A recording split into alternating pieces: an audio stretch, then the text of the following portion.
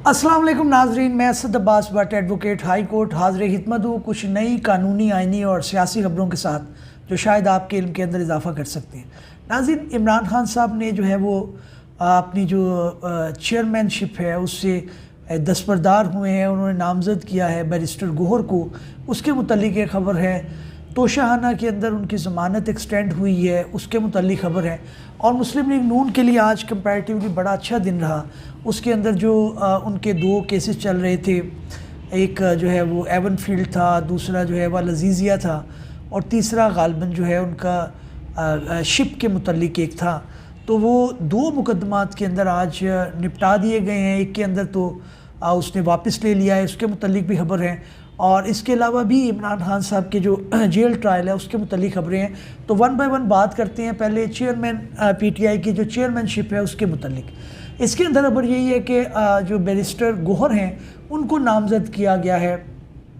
और chairman PTI Imran Khan जो मौजूदा थे उन्होंने दस्तबरदार हो गए हैं।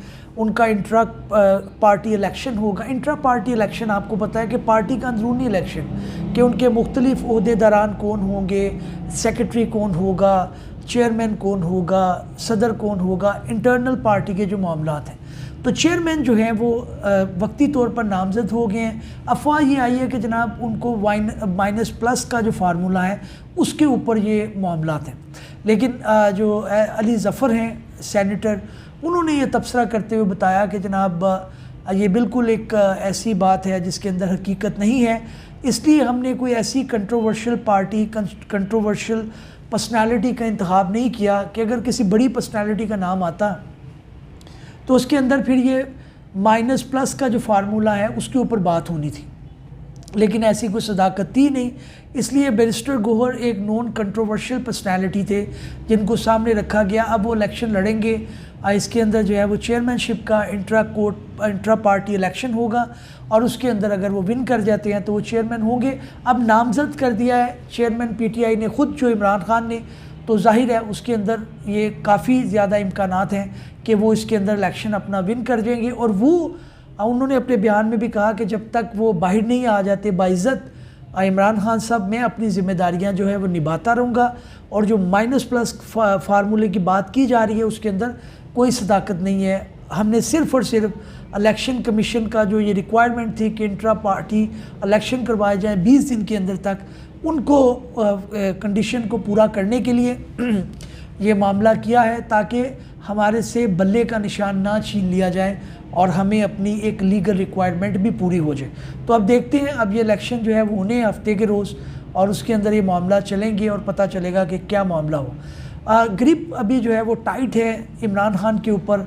अभी दूसरी जो खबर है, रावलपिंडी के अंदर एहतसाब अदालत के जज मोहम्मद बशीर ने तोशाखाना केस में चेयरमैन पीटीआई की ज़मानत में 6 दिसंबर तक तौसीह कर दी है।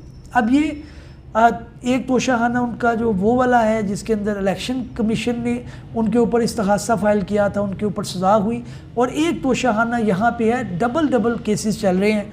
और 190 मिलियन पाउंड जो है उसके अंदर भी इन्होंने कर दिया है। और ख़बर ये भी है कि जनाब इनके जो 190 मिलियन पाउंड का जो मामला है, तोशाखाना का जो मामला है, और इनका दूसरा जो ट्रायल है वो जेल ट्रायल के तौर पर ही चलेंगे।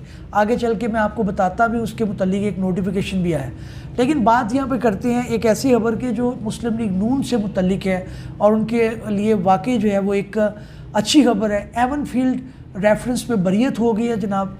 उन्होंने कहा, फैसले पर रद्द अमल करते हुए उन्होंने कहा है कि नवाज शरीफ साहब ने कि जनाब ये बड़ी एक कामयाबी है, अल्लाह ने सुरखरू किया है।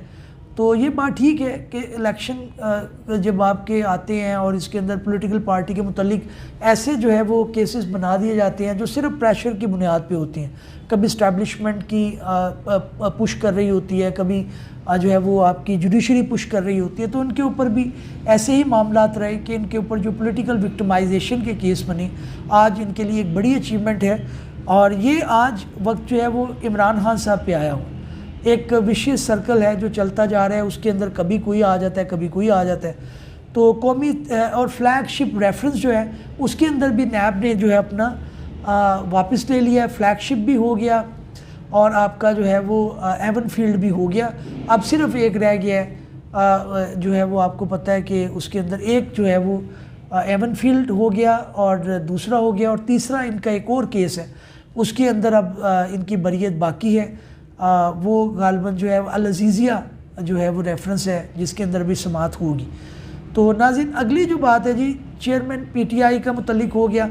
फिर पाकिस्तान, एक खबर यहाँ पे देना ये भी बड़ी इंटरेस्टिंग होगी कि पाकिस्तान रिहाइश के लिए दुनिया के सस्ते तरीन ममालिक में सर फहरिस्त है।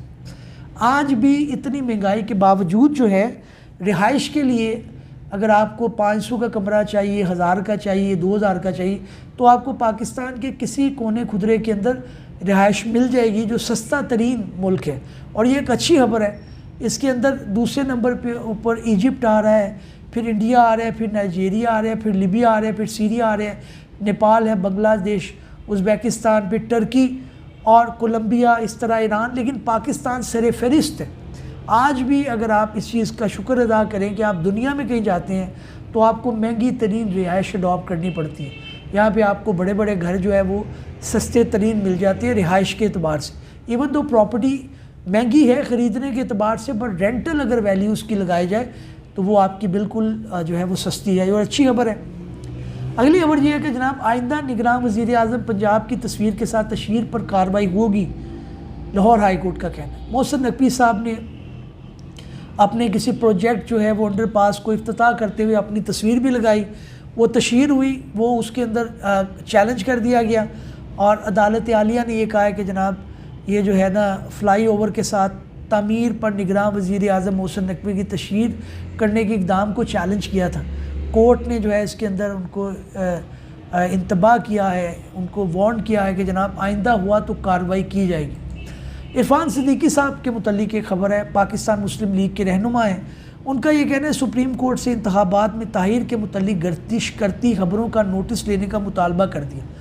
अब ये जब नोटिस लेंगे तो मज़ीद ख़बरों में आ जाएगा, तो ये कोई सेंस नहीं बनाती। बड़े पढ़े लिखे बड़े पॉलिटिशियन हैं, अच्छे लिखाड़ी भी हैं, हम इनको पढ़ते भी रहे, लेकिन इसके बावजूद वो देख रहे हैं कि इनको कहीं ना कहीं खदशा है कि जनाब 8 फरवरी को इलेक्शन होंगे या नहीं होंगे। भाई सुप्रीम कोर्ट ने उसके ऊपर तबसरा करने में भी आपको मना किया है कि आप ना करें।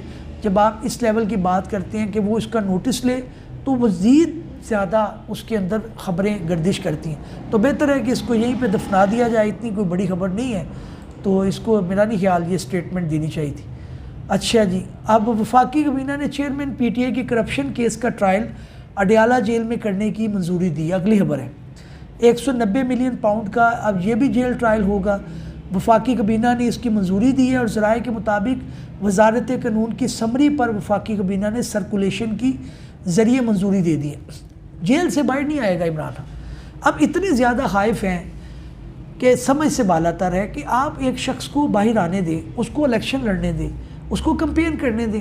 अगर वो रिजेक्ट होता है तो ये जमहूरी अमल का हिस्सा होगा, लेकिन बस ये है कि जी उनको बाहर किसी तरह नहीं आने देना, और इसी के ऊपर जो है वो मामला चलना है। अगली भी खबर चेयरमैन PTI के मुतल्लिक है कि सेशन कोर्ट खातून जज धमकी केस चेयरमैन PTI का ट्रायल शुरू करने का फ़ैसला। Trial the trial. लेकिन एक बात है कि इमरान खान की पॉपुलैरिटी नीचे आने के बजाय ऊपर जाती जा रही है। या तो वो नेल्सन मंडेला बन जाएंगे, या वो मुल्क से निकाले जाते हैं तो वो कोई ऐसे लीडर बन जाएंगे जिसको हुमैनी से तशबीह दी जाएगी। अब ये शख्स जो है वो पावर के अंदर आए ना आए, पॉपुलैरिटी का ग्राफ बहुत ज़्यादा है, जिसको समझ नहीं आ रही कि इसको किस तरह से रोका जाए। नाज़रीन, ये आज की खबरें थी। उम्मीद है कि हमारी काविश आपको पसंद आई होगी, आपके इल्म के अंदर इजाफ़ा किया होगा। नए किसी कानूनी, आइनी या सियासी मौजू के साथ हाज़िर हिदमत होंगे। तब तक के लिए इजाज़त दीजिए। चैनल को सब्सक्राइब करें, हमारी हौसला अफजाई करें, हमारे साथ जुड़े रहें। Thank you very much.